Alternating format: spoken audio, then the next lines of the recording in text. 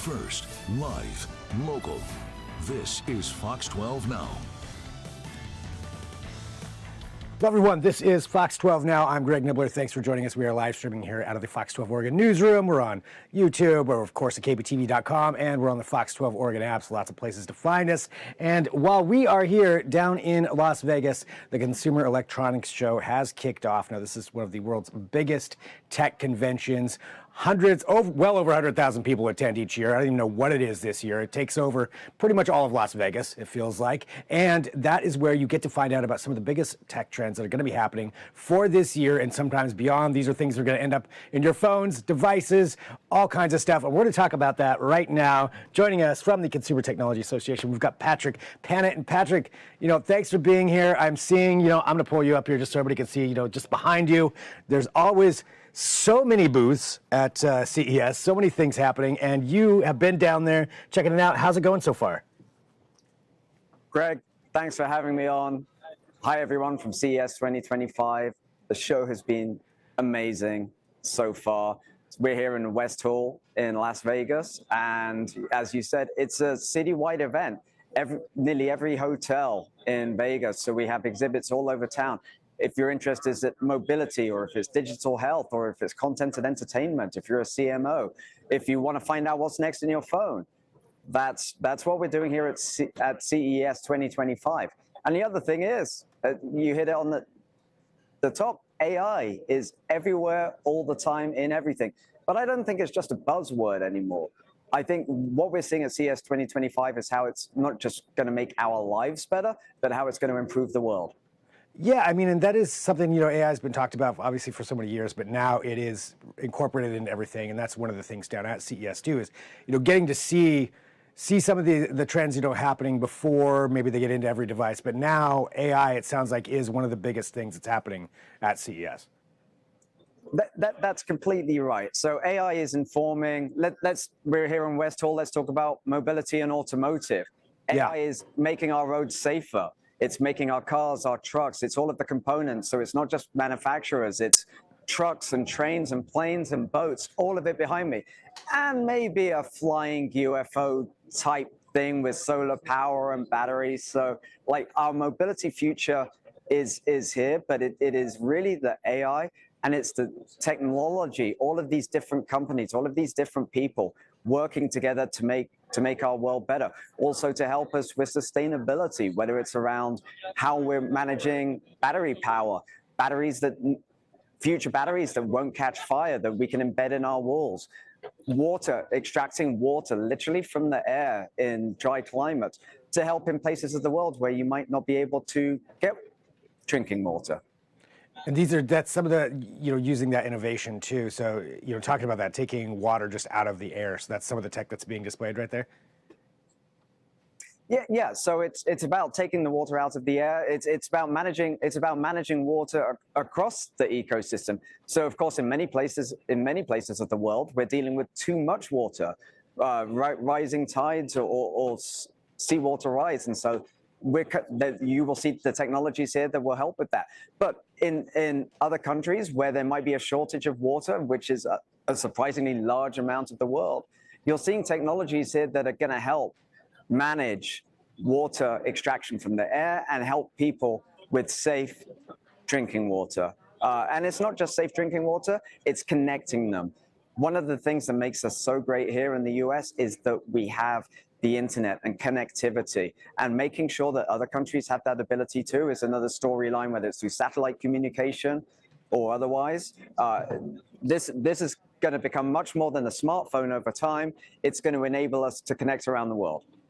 Yeah, and I think, something you brought up too with that AI, so it sounds like a big theme there, or a key theme that people are talking about, is like the interoperability and interconnectivity that you have between your different devices, different ways to, as mentioned, manage your water supply for maybe an entire city or something like that, down to all these different levels. But it's that interconnectivity. Is that kind of a big theme there of using AI to do that between these different tech devices or programs or softwares? It really is, Greg. It's a story of convergence, and it's going to be the convergence of the TVs going to become the hub of the smart home. So you'll be able to maybe have a telemedicine appointment with your doctor. You can control your lights. You can do a fitness workout. TVs got smart, then they got dumb. Now they're getting ridiculously smart thanks to AI. They're going to tell you what you might like to watch, who you might like to speak to, and then they'll let you know that there's someone at your front door and you left the living room lights on when you go to bed, and help you manage all that. Not just that, a really important storyline here at CES 2025 is around health and digital health. I'm wearing a pair of first-to-market glasses from EssilorLuxottica. These glasses, believe it or not, have 6 tiny beam-forming speakers in them that serve as a hearing aid. There are millions of Americans and many hundreds of millions of people around the world with mild to moderate hearing loss. These glasses and devices like this and over-the-counter hearing aids are going to help reduce the stigma of hearing. And I use them myself. AirPod 2s do it as well. And you can tune them, and they help you hear at that restaurant or in that noisy place, especially in somewhere like this or Eureka Park, where we have our startups, more than 1,000 startups. It is noisy there. And these help me focus my conversation and be able to hear you crystal clear and think better.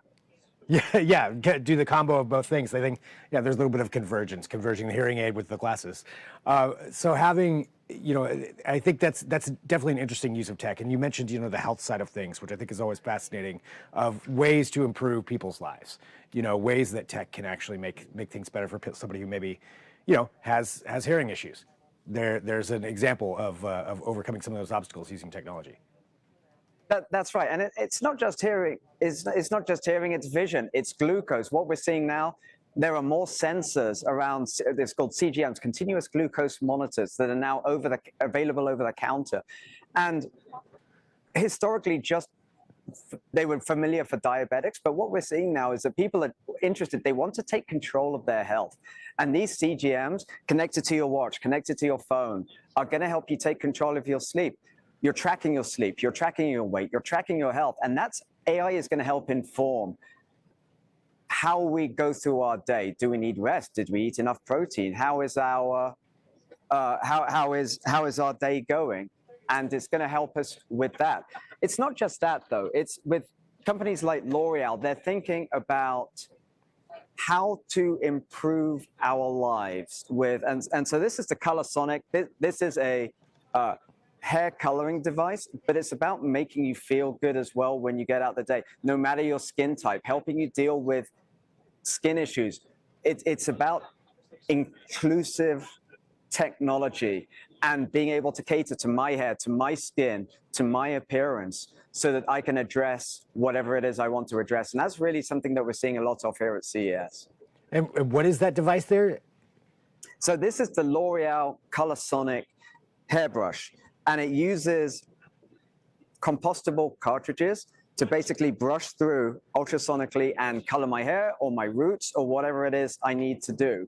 And it's reusable, and it's just using a whole range of technologies and patents. And I think between this is showing us where we're going to go to make health and technology work for me. Got it. So the customization aspect of it, but then also that going back to that interoperability, interconnectivity idea.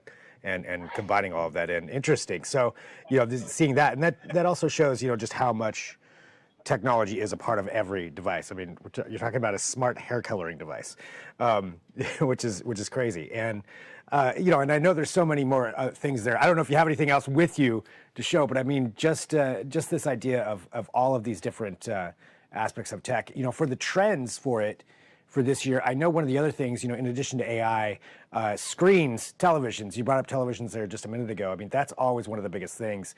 What are some of the big things that you're seeing when it comes to that, to screen technology and televisions? I think you said it a minute ago. It's about convergence in television, content, and entertainment. We have a whole area at CES 2025 called C-Space. That's where companies like Netflix and others and Amazon come to do business and to bring their products to market. So what you're going to see on the TVs next year, you're seeing here today. And it's no longer a black box hanging on the wall. Samsung now has their art TVs and a new art store, beautiful matte screens that if you didn't know it was a TV, you would think it's a picture hanging on the wall. That's where we're going. And it's using AI to help make the content more relatable for you as well. Some of the other things we're seeing is helping us with things that you might not think is a challenge, but is. How many times maybe in a hot area have you been around, you've had your phone up on your screen and it's doing navigation for you and it's overheating or it shuts down, or you're gaming on your phone. Gaming is one of the most popular pastimes, not just in America, but around the world, and it's happening on your phones, but your phone's getting hot. You have products like this device from Orki, which helps keep your phone cool. And maybe it's sitting on the screen, so it plugs into the charger. But when your phone is getting hot and you're gaming or you're navigating or you're outside, it's going to help keep your phone cool. So it's about maintaining your accessibility no matter where you are. And this is just one example of how technology is helping make our life better here at CES. Technology and innovation with that. I mean, I'd want to use that just for myself, but I mean, keeping the phone cool, that's good too. But that's, you know, I think that's one of the fun things about this, is just getting to see some of those different trends. And I think one of the last things, you know, I wanted to ask about too, as far as, you know, we're talking about the innovation side of things, and, you know, screens and the convergence of all of that, and health, and the automobile side, though, that is a huge component of the Consumer Electronics Show, especially over the last, you know, several years. And when it comes to that, I know you mentioned some there's usually some pretty unique things that go on there, some demonstration stuff, but what are some of the big things that you've seen when it comes to the automobile side of technology?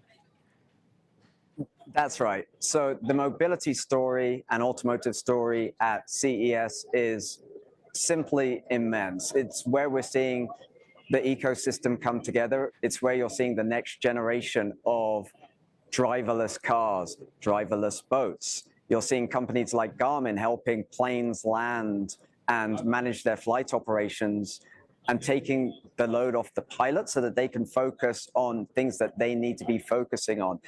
It's about the sensors. It's about the software-defined vehicle. Obviously, in places like San Francisco and elsewhere, you have Waymos on the street. They get better every day. The Teslas get better every day. That's informed by AI. And we're going to see more of that. And that's what you're seeing here. There are now boats that will help park themselves. Parking a boat is really hard if you've ever tried to drive a boat or pilot a boat. And you can now get help with that with companies like Brunswick. It's also about air mobility, the future of air mobility around drones and packages and delivery, but also mobility and transportation, how you get around with actual flying cars like from Xpeng that you will see here at CES. So you really are seeing the future here today, and stuff that we're going to see out in the wild in the next few months and years. Patrick, how long before I can get my personal flying car? That's the big question. You'll see it here at CES 2025, so not long. Awesome. Well, hey, thank you very much, you know, for having some time to talk to us. I know it gets very busy down there, and, you know, there's a lot of people, a lot going on, and usually probably not a lot of sleep either. So I appreciate you having some time to talk to us and go through all this and, you know, showcase just a little bit of what's happening down there. I mean, it's really great. That's right. And if you can't be with us in person here in Las Vegas, follow along at ces.tech. You can see many of our videos and our keynotes and our conference panels, so you can learn about what's next from your home or your phone. That's right. It's all going to be something that everybody's going to be seeing here at some point, but might as well see it now before it makes its way into all your devices. Patrick, thank you. I really appreciate you joining us. Thank you, Greg. Take care. And for everybody watching, we are live streaming, so I appreciate you being here. We're going to take a break. We'll be coming back here as we do throughout the afternoon. We live stream here out of the Fox 12 Oregon newsroom, covering a wide range of topics. Check out all of our segments and interviews and shows at the Fox 12 Oregon YouTube channel at KPTV.com, and of course on the Fox 12 Oregon apps. I'll talk to you soon. I'm Greg Nibler.